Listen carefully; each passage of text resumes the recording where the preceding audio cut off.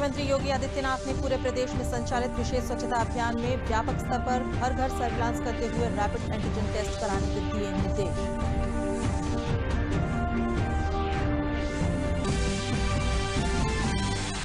प्रदेश में पिछले 24 घंटों में कोरोना संक्रमण के 1347 नए मामले आए सामने। अपर मुख्य सचिव स्वास्थ्य अमित मोहन ने बताया कि प्रदेश में इस समय कोरोना संक्रमण के सक्रिय मामले 11,024 हैं।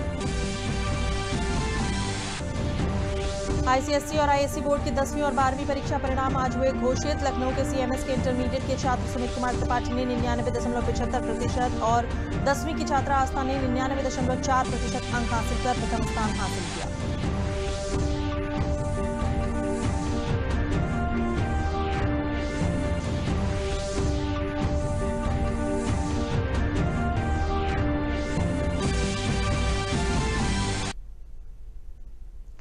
नमस्कार, मैं हूं अलका सिंह और अब समाचार विस्तार से।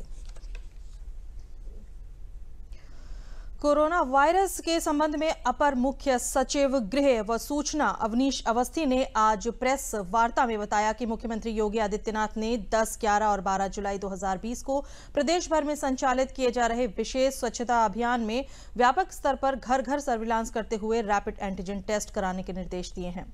उन्होंने कहा कि कोविड-19 तथा अन्य संचारी रोगों पर नियंत्रण एवं स्वास्थ्य के प्रति जागरूकता उत्पन्न करने के उद्देश्य से यह अभियान चलाया जा रहा है।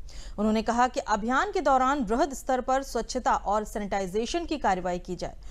उन्होंने बताया कि मुख्यमंत्री ने कहा कि 10 जुलाई की रात्रि 10 बजे से 13 जुलाई को प्रातः 5 बजे की अवधि में पुलिस द्वारा प्रभावी पेट्रोलिंग की जाए। मजिस्ट्रेट तथा पुलिस अधिकारियों द्वारा संयुक्त भ्रमण किए जाए। पुलिस टीमों तथा पीआरवी 112 द्वारा गहन पेट्रोलिंग करते हुए व्यवस्था का कड़ाई से अनुपालन सुनिश्चित कराया जाए।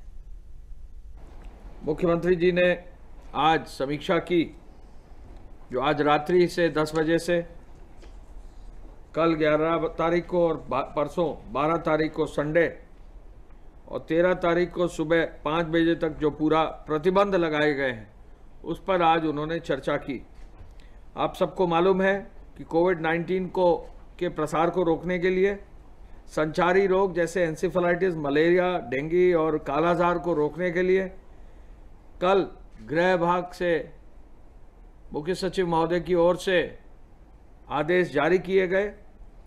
इस आदेश में यह कहा गया है, निर्देश दिए गए हैं कि जो समस्त कार्यालय हैं, शहरी क्षेत्र में जो भी बाजार है, गल्ला मंडी है और व्यावसायिक प्रतिष्ठान हैं और ग्रामीण क्षेत्र में जो हाट हैं, वो इस अवधि में 10 तारीख की रात्रि यानी आज की रात्रि से 13 तारीख यानी सोमवार की सुबह 5 बजे तक बंद रहेंगे।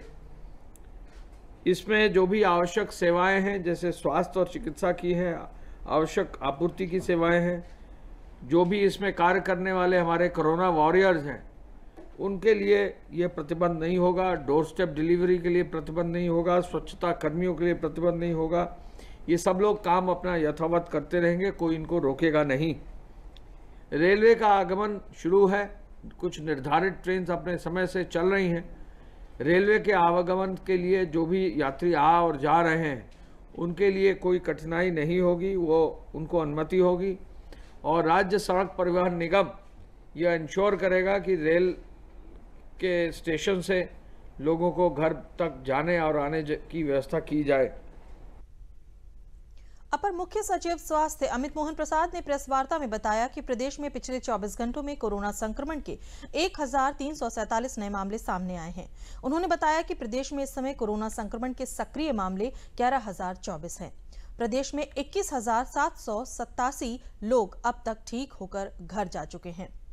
प्रदेश में अब तक 889 लोगों की कोरोना संक्रमण से मौत हो चुकी है। 24 घंटों में संक्रमण के 1347 नए प्रकरण सामने आए हैं। इस समय प्रदेश में एक्टिव इन्फेक्शन के केसेस की कुल संख्या 11,024 है और जो लोग पूर्णतः उपचारित होकर डिस्चार्ज किए जा चुके हैं उनकी संख्या अब बढ़कर के 21,787 हो गई है। संक्रमित व्यक्तियों में से 889 लोगों की मृत्यु हुई है। इस समय आइसोलेशन वार्ड्स में 11,027 लोगों को रखा गया है, जिनका इलाज विभिन्न चिकित्सालयों में अथवा चिकित्सा महाविद्यालयों में किया जा रहा है। प्रधानमंत्री नरेंद्र मोदी ने वीडियो कॉन्फ्रेंसिंग के जरिए मध्य प्रदेश के रीवा में स्थापित 750 मेगावाट की सौर परियोजना राष्ट्र को समर्पित की। इस परियोजना में 1500 हेक्टेयर में फैले सौर पार्क में 500 हेक्टेयर भूमि पर 250 मेगावाट की 3 सौर उत्पादन इकाइयां शामिल हैं। वीडियो कॉन्फ्रेंसिंग के माध्यम से हुए इस कार्यक्रम में मध्य प्रदेश के मुख्यमंत्री शिवराज सिंह चौहान, केंद्रीय ऊर्जा मंत्री आर.के. सिंह, कृषि मंत्री नरेंद्र सिंह तोमर सहित कई मंत्री मौजूद थे। इस मौके पर पीएम मोदी ने कहा कि एशिया के सबसे बड़े सोलर पावर प्रोजेक्ट से मध्य प्रदेश को तो बिजली मिलेगी ही, बल्कि दिल्ली मेट्रो को भी रीवा सौर ऊर्जा से पैदा होने वाली बिजली मिलेगी। पीएम मोदी ने कहा कि सौर ऊर्जा 21वीं सदी की ऊर्जा जरूरतों का माध्यम बनेगा, क्योंकि ये श्योर, प्योर और सिक्योर है।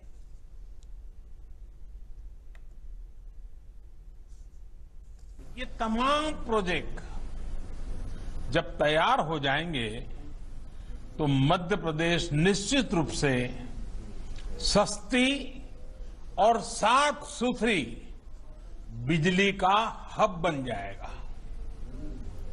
इसका सबसे अधिक लाभ मध्य प्रदेश के गरीब, मध्यम वर्ग के परिवारों को होगा, किसानों को होगा, हमारे आदिवासी भाइयों बहनों को होगा।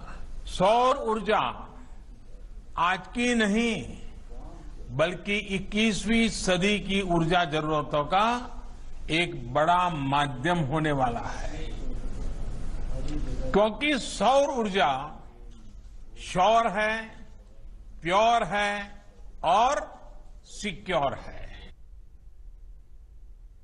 पीएम ने बिजली उत्पादन के मामले में मध्य प्रदेश के सामर्थ्य पर भरोसा जताया और कहा कि बेहतर सोलर पैनल, बैटरी स्टोरेज और क्षमता का निर्माण होगा, तभी सौर ऊर्जा के क्षेत्र में भारत आत्मनिर्भर बनेगा।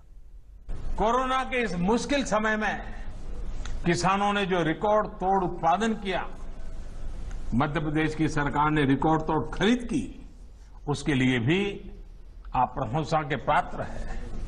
और इसलिए बिजली उत्पादन के मामले में भी मध्य प्रदेश के सामर्थ्य पर मुझे पूरा भरोसा है। आत्मनिर्भर भारत अभियान के तहत अब देश का लक्ष्य है कि सोलर पैनल सहित तमाम उपकरणों के लिए हम आयात पर अपनी निर्भरता को खत्म करें। घरेलू मैन्युफैक्चरिंग को बढ़ावा देने के लिए अनेक जरूरी कदम उठाए जा रहे हैं। सरकारी विभाग और दूसरी सरकारी संस्थाएं जो भी सोलर सेल या मॉड्यूल खरीदेगी वो मेक इन इंडिया ही हो, ये तय किया गया है। यही नहीं, पावर प्लांट लगाने वाली कंपनियां सोलर पीवी मैन्युफैक्चरिंग भी करें, इसके लिए भी प्रोत्साहन दिया जा रहा है। पीएम ने कहा कि जिस तरह से भारत में सोलर पावर पर काम हो रहा है, ये चर्चा और बढ़ने वाली है। ऐसे ही बड़े कदमों के कारण भारत को क्लीन एनर्जी का सबसे अट्रैक्टिव मार्केट माना जा रहा है। जिस तरह से भारत में सोलर पावर पर काम हो रहा है, ये चर्चा लगातार होने वाली है, चर्चा बढ़ने वाली है और लोग भारत से सीखने का प्रयास भी करने वाले हैं। ऐसे ही बड़े कदमों के कारण भारत को क्लीन एनर्जी का सबसे अट्रैक्टिव मार्केट माना जा रहा है। आज जब रिन्यूएबल एनर्जी की तरफ ट्रांजिशन को लेकर दुनिया में चर्चा होती है, तो इसमें भारत को मॉडल के रूप में देखा जाता है। साथियों, दुनिया की, समग्र मानवता की भारत से इसी आशा, इसी अपेक्षा को देखते हुए हम पूरे विश्व को जोड़ने में जुटे हुए हैं। इसी सोच का परिणाम आईसा यानी इंटरनेशनल सोलर अलायंस आईसा इसका हमने निर्माण किया है। वन वर्ल्ड, वन सन, वन ग्रिड के पीछे की यही भावना है। आईसीएसई और आईएससी बोर्ड की 10वीं और 12वीं कक्षा के परीक्षा परिणाम आज घोषित कर दिए गए हैं। इस वर्ष 99.33% छात्रों ने आईसीएसई और 96.82% आईएससी परीक्षा उत्तीर्ण की है। कोरोना महामारी के कारण रद्द हुई परीक्षाओं का परिणाम 2020 CISCE की मूल्यांकन योजना के आधार पर जारी किया गया, जिसमें बेस्ट ऑफ 3 पेपरों के औसत के आधार पर रिजल्ट तैयार किया गया है। इधर आईसीएसई एवं आईएससी बोर्ड परीक्षा में लखनऊ के सीएमएस में इंटरमीडिएट में 400 में 399 नंबर हासिल करने वाले सुमित कुमार त्रिपाठी ने 99.75% के साथ प्रथम स्थान हासिल किया। सुमित सीएमएस गोमती नगर के छात्र हैं और आगे साइंटिस्ट बनना चाहते हैं। वहीं हाई स्कूल में 99.4% अंक प्राप्त करके प्रथम स्थान हासिल करने वाली आस्था सीएमएस के राजाजीपुरम ब्रांच की छात्रा हैं। छात्रों के इस शानदार कामयाबी के अवसर पर सीएमएस गोमती नगर ब्रांच में कोरोना को देखते हुए सोशल डिस्टेंसिंग के साथ बच्चों को काफी एक्साइटेड, हैप्पीनेस और मतलब ऐसे स्केयर्ड थोड़ा सा, और मतलब आगे फ्यूचर के लिए, मतलब कि फ्यूचर इस पे डिपेंडेंट है, मतलब जनरली डिपेंडेंट रहता ही है। तो मुझे आगे जाके साइंटिस्ट बनना है, तो इसलिए प्रोबेबली उसी फील्ड में कुछ करूँगा। मैं यकीन नहीं हो रहा है कि 99.25 है मेरे परसेंट, और आगे मैं अभी मेडिकल की तैयारी करूँगी। उम्मीद तो ज़्यादा अच्छी नहीं थी, वो इस बार बोनस मार्किंग हुई है इसलिए, और अच्छा लग रहा है, मार्क्स अच्छे आए हैं। लखनऊ पुलिस के दक्षिणी जोन में अपराध और अपराधियों पर अंकुश लगाने के लिए जनता के सहयोग से संवेदनशील और महत्वपूर्ण जगहों पर सीसीटीवी कैमरे लगाए जाएंगे। अपर पुलिस उपायुक्त यातायात सुरेश चंद्र रावत ने बताया कि कमिश्नरेट के दक्षिणी जोन में 6 police station Nagram, Mohanlalganj, Gosaiganj, Sushant Golf City, Para और काकोरी में छोटी गलियां, तिराहे एवं चौराहों पर सर्वे कराकर 1240 लोकेशन पर 5000 सीसीटीवी कैमरे जनता के सहयोग से अगस्त माह तक लगाए जाने का लक्ष्य है। जहां अपराध हो सकता है या अपराधी भाग सकते हैं, उन सभी रास्तों को कवर करने के लिए मुहिम की शुरुआत हो गई है। सभी चौकी इंचार्जों से कहा गया है कि वे जनता से समन्वय स्थापित कर घरों में कैमरे लगवाएं, जिनसे घर भी सुरक्षित रहें, और 2 कैमरे सड़क की तरफ रहें, जिनसे वाहन व लोग स्कैन हो सकें।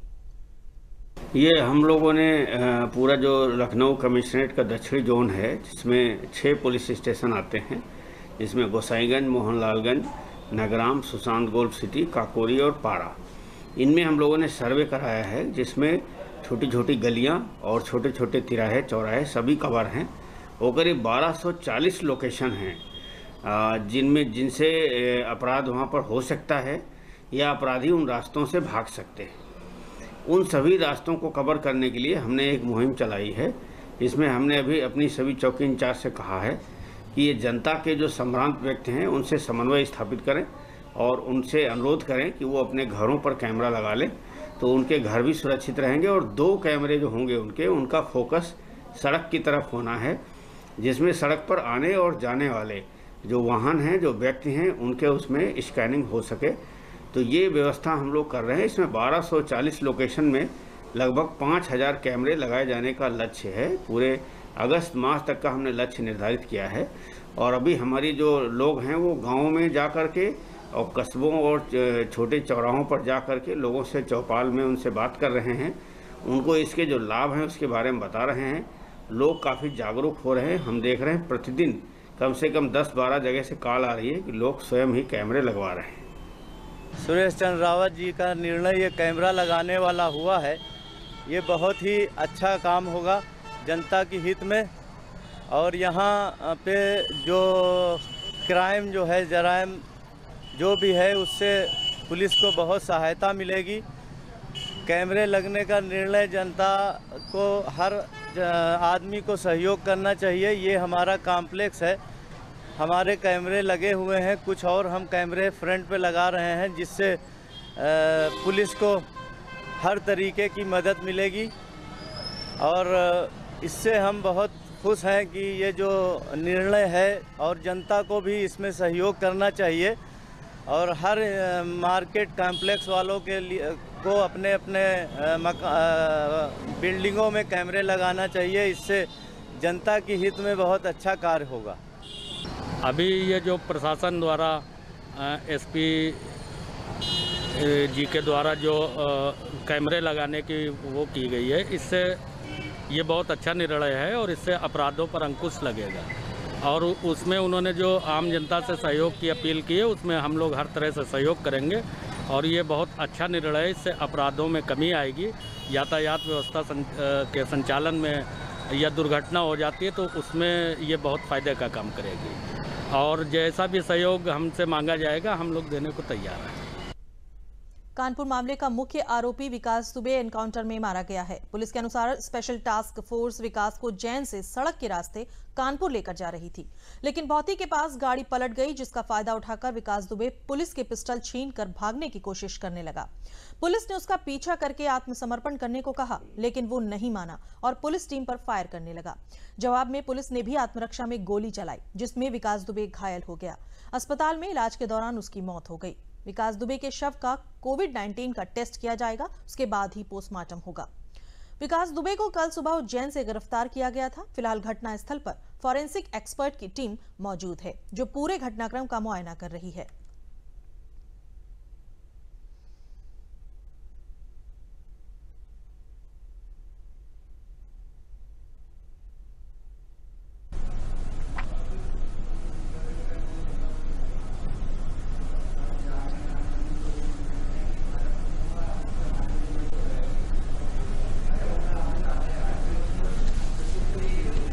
अभी सूचना प्राप्त हुई है कि जो विकास दुबे आ रहा था उसमें एसटीएफ की गाड़ी पलट गई और पलटने के बाद से उसने पुलिस की वेपन छीनने की कोशिश की, भागा।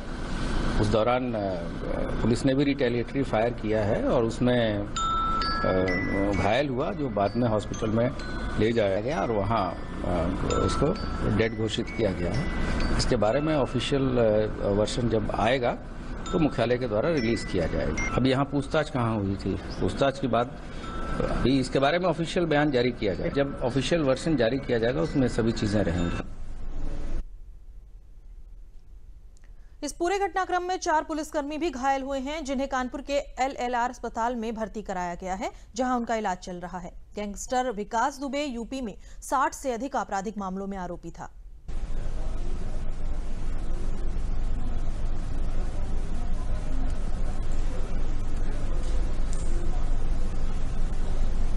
तीन हमारे पास एक्सीडेंटल आए हैं, रमाकांत, पंकज और प्रदीप।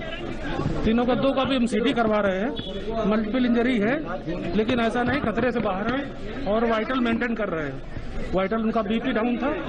अभी डॉक्टर ने जो ट्रीटमेंट दिया मैंने देख लिया है। देखने के बाद हम उनको वाइटल मेंटेन कर, अभी सीटी जरूर थी तो हमने सीटी ले करवाया। 2 को पुलिस वालों को गोली लगी है। एक ये है आर्म में, यहाँ से निकली और एक के पैर में है। उनकी स्थिति वो दोनों ठीक है, स्टेबल है। गोली लगी है, छर्रा लगा है। गोली मार के निकली, जैसा डॉक्टर ने बताया। अभी जो बंसी किया उन्होंने बताया कि सर रगड़ के निकली गोली यहाँ से। हम खड़े हैं इस वक्त कानपुर के हाईलाइट हॉस्पिटल में, जहां पे आप देख सकते हैं जो कुख्यात अपराधी है विकास दुबे, आज उसको मुठभेड़ के दौरान उसके कमर में गोली लग जाती है। गोली लगने के दौरान उपचार के लिए उसको यहां पे लाया गया है। मैं आपको पूरा मामला बता दूं कि कल जो है विकास दुबे की गिरफ्तारी हुई थी महाकाल, उज्जैन के महाकाल मंदिर में। उसके बाद उसकी लगातार यूपी सरकार से बातचीत चल रही थी। यूपी एसटीएफ उसको वहां पे लेने के लिए पहुंची थी। हालांकि सड़क के रास्ते से उसको लाया जा रहा था, जहां पे कानपुर में भौती। उत्तर प्रदेश पुलिस में सब इंस्पेक्टर और मिनिस्ट्रियल स्टाफ के लगभग 7,400 पदों पर भर्ती की प्रक्रिया शुरू होने वाली है। इसमें सब इंस्पेक्टर के पदों की संख्या लगभग 6,000 होगी। इन भर्तियों के लिए उत्तर प्रदेश पुलिस भर्ती एवं प्रोन्नति बोर्ड अगले हफ्ते विज्ञापन जारी किया जाएगा। प्रदेश की योगी सरकार के कार्यकाल में पुलिस ने 2017 से लेकर अब तक 1,37,253 पदों पर भर्ती की जा चुकी है। कोरोना के बढ़ते संक्रमण को देखते हुए राजधानी लखनऊ में प्रशासन ने गुरुवार को कई महत्वपूर्ण निर्णय लिए हैं। 13 जुलाई को लॉकडाउन खत्म होने के बाद ये नए आदेश 14 जुलाई से लागू किए जाएंगे। इन निर्देशों में साफ किया गया है कि अलग अलग बाजारों में दुकानें दिन के आधार पर खुलेंगी। इसके लिए उनको चिन्हित किया जाएगा। निजी दफ्तरों में कर्मचारियों के घर से कार्य करने के निर्देश दिए हैं। बेहद जरूरत को मद्देनजर रखते हुए 50% कर्मचारी बुलाए जा सकते हैं। दुकानें खुलने का समय सुबह 9 से शाम 8 बजे तक कर दिया गया है। वहीं सार्वजनिक आवागमन व्यवस्था पर नियंत्रण रखा जाएगा। कंटेनमेंट जोन में कोई भी गतिविधि नहीं होगी। किसी भी व्यापारिक प्रतिष्ठान में बिना सैनिटाइजेशन किसी को भी प्रवेश नहीं दिया जाएगा। लखनऊ में कोरोना के इलाज का तरीका बदल दिया जाएगा। इच्छुक कोरोना मरीज न्यूनतम शुल्क अदा कर लग्जरी सुविधाओं के बीच होटलों में भर्ती रहकर उपचार करा सकेंगे। इस सिलसिले में जिला प्रशासन बड़े होटलों को कोविड केयर सेंटरों में तब्दील करने पर मंथन कर रही है। इसके लिए हज हाउस तथा अवध शिल्प ग्राम को जहां कोविड केयर सेंटर में तब्दील करने का खाका खींचा गया है, वहीं राजधानी के बड़े होटलों को भी कोविड केयर सेंटर बनाया जाएगा। मुख्य चिकित्सा अधिकारी डॉक्टर नरेंद्र अग्रवाल के मुताबिक लखनऊ शहर में होटलों को कोविड केयर सेंटर बनाने पर विचार किया जाएगा। उन्होंने बताया कि इसके लिए 100 बेड की क्षमता वाले बड़े होटलों का चयन किया जाएगा। छोटे होटल इसमें शामिल नहीं होंगे। उन्होंने बताया कि होटल के कर्मचारियों को कोरोना से बचाव के लिए प्रशिक्षण दिया जाएगा। उन्हें सुरक्षा किट स्वास्थ्य विभाग निःशुल्क उपलब्ध कराएगा। डॉक्टर अग्रवाल ने बताया कि इन होटलों में 24 घंटे चिकित्सक, फार्मासिस्ट और अन्य स्टाफ तैनात रहेगा। लॉकडाउन के दौरान प्रदेश में लौटे प्रवासियों और गरीब जनों को निःशुल्क अनाज दिए जाने के बाद उनके द्वारा प्राप्त हो रही प्रतिक्रियाओं को जानने के उद्देश्य को लेकर पत्र सूचना कार्यालय लखनऊ के द्वारा आज एक वेबिनार का आयोजन किया गया, जिसमें पत्र सूचना कार्यालय के अपर महानिदेशक आरपी सरोज और राज्य सरकार की ओर से अपर खाद्य आयुक्त सुनील वर्मा सम्मिलित हुए। वेबिनार में केंद्र सरकार द्वारा चलाई जा रही राष्ट्रीय खाद्य सुरक्षा योजना, प्रधानमंत्री गरीब कल्याण योजना के साथ आत्मनिर्भर भारत योजना के बारे में प्रदेश भर के विभिन्न संवाददाताओं ने अपनी अपनी प्रतिक्रियाएं दी।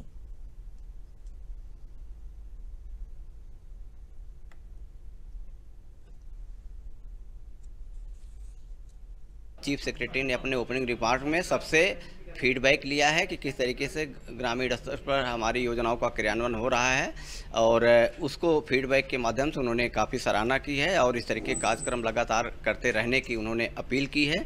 और हम आभार व्यक्त करते हैं उत्तर प्रदेश सरकार का, जिन्होंने अपने फूड कमिश्नर सुनील वर्मा जी को यहाँ भेजा था, जिसकी वजह से उन्होंने पूरी डिटेल्ड उत्तर प्रदेश में किस तरीके से राशन वितरण किया जा रहा है उसकी जानकारी दी है। प्रेस इन्फॉर्मेशन ब्यूरो द्वारा जो प्रधानमंत्री गरीब कल्याण अन्न योजना है, माननीय प्रधानमंत्री जी के महत्वाकांक्षी योजना, उसके तहत जो राशन वितरण हुआ है और उसका जो इम्पैक्ट फील्ड पे पड़ा है और फील्ड से जो फीडबैक आ रहे हैं उनके संबंध में एक वेबिनार आयोजित किया गया था।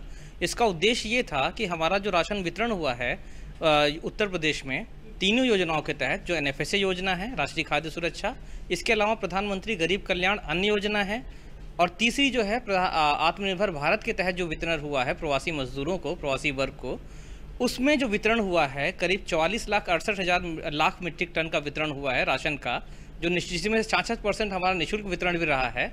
उसका फील्ड में क्या इम्पैक्ट पड़ा, जनता को कितनी राहत मिली और जनता का उसके बारे में क्या विचार है, उसके संबंध में फीडबैक देने हेतु और सूचना देने हेतु ये वेबिनार का आयोजन किया गया था। इस मौके पर लखनऊ दूरदर्शन द्वारा भी आज एक वेबिनार का आयोजन किया गया। प्रदेश के 31 जिलों में प्रधानमंत्री गरीब कल्याण योजना लागू की गई है। वेबिनार में इन जिलों के दूरदर्शन और आकाशवाणी के जिला प्रतिनिधियों के साथ दूरदर्शन केंद्र लखनऊ के समाचार एकांश की उप निदेशक समाचार यास्मीन फारूकी, सहायक निदेशक समाचार राजीव कुमार चतुर्वेदी और विभिन्न विषय विशेषज्ञ शामिल हुए।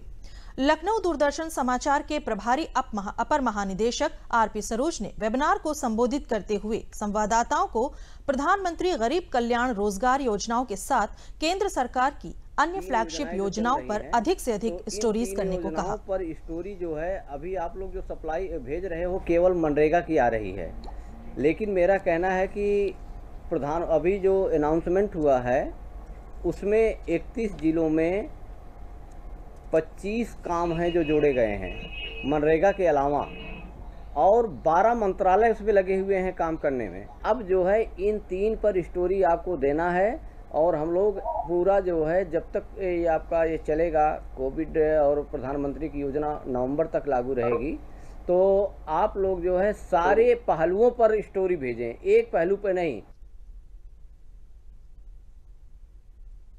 ईद उल अजहा के सिलसिले में काजी शहर मौलाना खालिद रशीद फरंगी महली ने मुख्यमंत्री योगी आदित्यनाथ से गुरुवार को मुलाकात की। मौलाना ने बकरीद पर प्रदेश में पहले की तरह कुर्बानी के जानवरों की मंडियां लगाने और सभी इबादतगाहों नमाजियों को नमाज अदा करने की अनुमति देने की मांग उठाई। मुख्यमंत्री ने योगी आदित्यनाथ जी ने उन्होंने भरोसा दिलाया कि जल्द ही कोविड-19 को देखते हुए बकरीद के लिए गाइडलाइंस जारी करवाई जाएंगी। मौलाना खालिद रशीद फरंगी महली ने कहा कि बकरीद पर किसान बड़ी संख्या में जानवरों को पालते हैं और शहरों में लाकर बेचते हैं। ये उनकी रोजी रोटी का जरिया है, इसलिए जानवरों को जाने और बेचने में कोई रुकावट ना पैदा की जाए। अलीगढ़ के ITI रोड स्थित क्षेत्रीय सेवा योजन कार्यालय की ओर से आज ऑनलाइन रोजगार मेले का आयोजन किया गया था। इस ऑनलाइन रोजगार मेले में कई कंपनियों ने आवेदकों का ऑनलाइन टेस्ट लेकर उनको रोजगार दिया। क्षेत्रीय कार्यालय में लगभग 996 बेरोजगार युवक युवतियों ने आवेदन किया था। सहायक निदेशक सेवा योजन ने बताया कि कोविड-19 में जिन युवाओं ने नौकरी गंवाई है या उन्होंने स्वेच्छा से नौकरी छोड़ी है, ऐसे युवा वर्ग को नौकरी दी जाएगी। वहीं नौकरी पाने वाले युवाओं का कहना है कि इस मेले के द्वारा नौकरी पाकर बहुत खुश हैं। सरकार ऐसे रोजगार मेले आयोजित करती रहे तो बेरोजगारी खत्म हो जाएगी।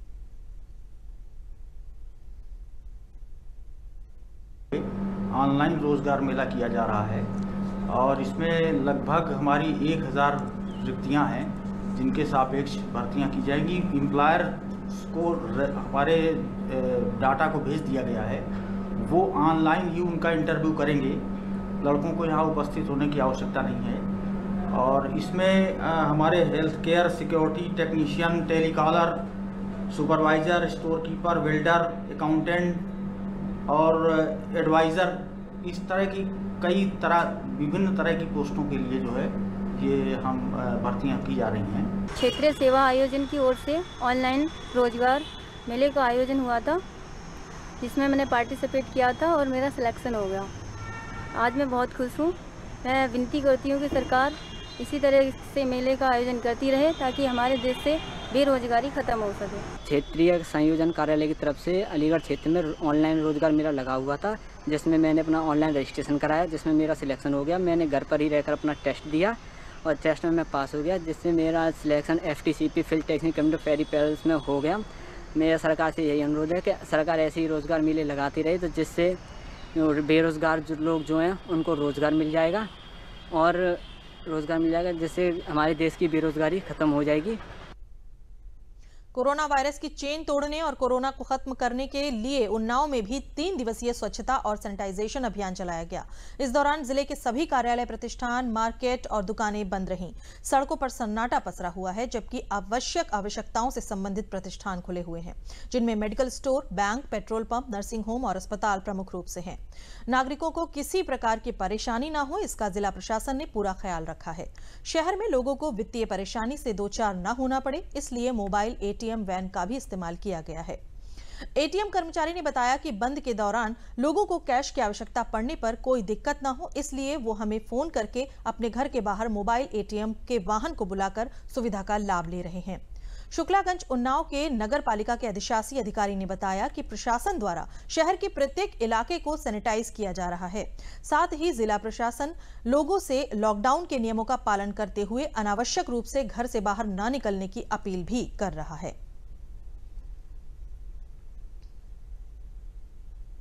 नगर पालिका परिषद गंगा घाट में कोविड-19 की बढ़ती हुई समस्या को देखते हुए 2 टैंकर सैनिटाइजेशन के तैयार किए गए हैं, जिससे नगर के सभी वार्डों में ब्लीचिंग और सोडियम हाइपोक्लोराइड मिक्स करके सैनिटाइजेशन की कार्रवाई प्रारंभ की जाती है। चूना और ब्लीच का छिड़काव नगरों में किया जाता है ताकि संक्रमण की गति क्षेत्र में ना फैले। और साथ ही सभी नागरिकों से भी अनुरोध है कि संक्रमण के प्रति सजग रहें, 2 गज की दूरी बनाए रहें और 20 सेकंड तक कहीं भी बाहर आने जाने या किसी सार्वजनिक सरफेस को छूने के बाद अपने हाथों को प्रॉपर धुलें और मास्क अनिवार्य रूप से पहन के ही निकलें। और अत्यंत आवश्यक काम न हो तो यथासंभव अपने घर पे रहें, जिससे न सिर्फ अपने परिवार को आप सुरक्षित कर सकते हैं।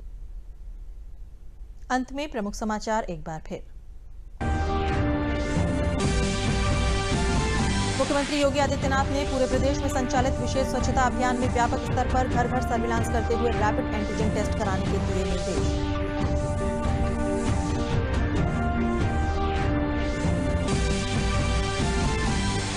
प्रदेश में पिछले 24 घंटों में कोरोना संक्रमण के 1347 नए मामले आए सामने। अपर मुख्य सचिव स्वास्थ्य अमित मोहन ने बताया कि प्रदेश में इस समय कोरोना संक्रमण के सक्रिय मामले 11,024 हैं।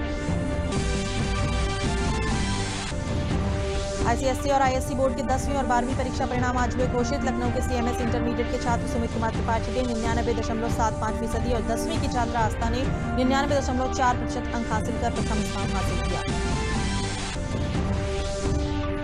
लखनऊ पुलिस के दक्षिण जोन में अपराधों पर अंकुश लगाने के लिए जनता के सहयोग से संवेदनशील और महत्वपूर्ण स्थानों पर लगाए जाएंगे सीसीटीवी कैमरे।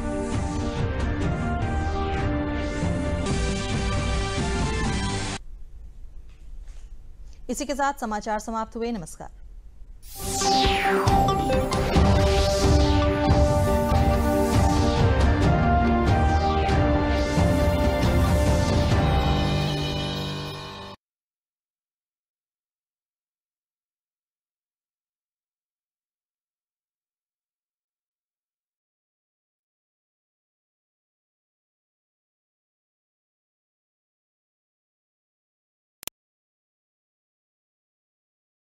You know it's only a drill, and yet you train like it is the real thing.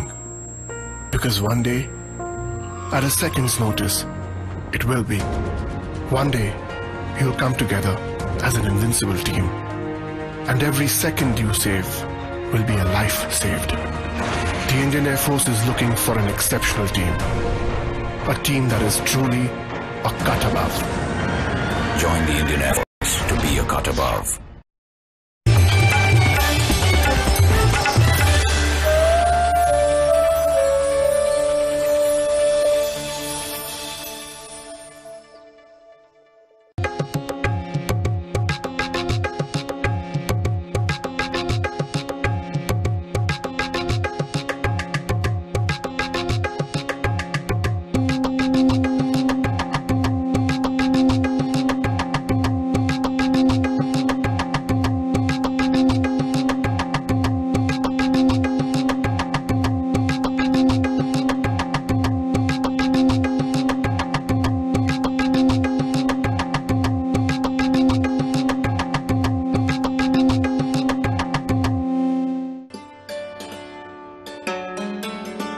भारतीय सांस्कृतिक धरोहर का इतिहास है हजारों साल पुराना और जड़ें इतनी मजबूत हैं कि अन्य सभ्यताओं का इतिहास और विकास भी इन्हें हिला नहीं सका, बल्कि इनमें और भी निखार आया है।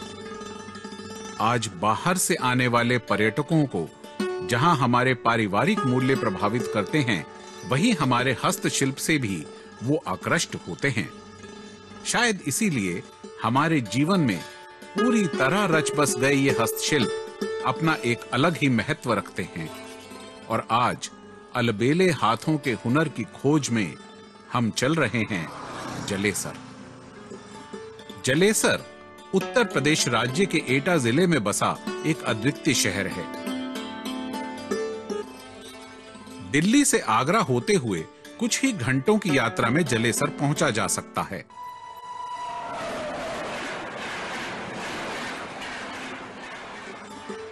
यहाँ आज भी इतिहास की गाथा कहते हैं दरगाह, जरासंध के अखाड़े के अवशेष और पसीने वाले हनुमान जी की मूर्ति।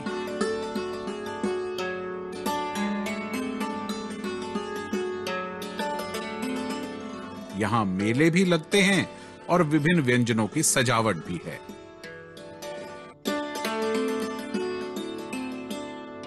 उच्च कोटि की हस्तकला जलेसर की विशेषता है, जो कारीगरों की पारंपरिक समझ दर्शाती है। यहाँ बनी हर कृति अपने आप में सृजनता का अनमोल रूप है। हर कृति दूसरे से भिन्न है, लेकिन उसी तरह एक रूपता भी लिए होती है जिस तरह हर कलाकार की रचनाएं। यहाँ का जो सिटी का जो मेन बिजनेस है वो इस समय ये घुंघरू घंटी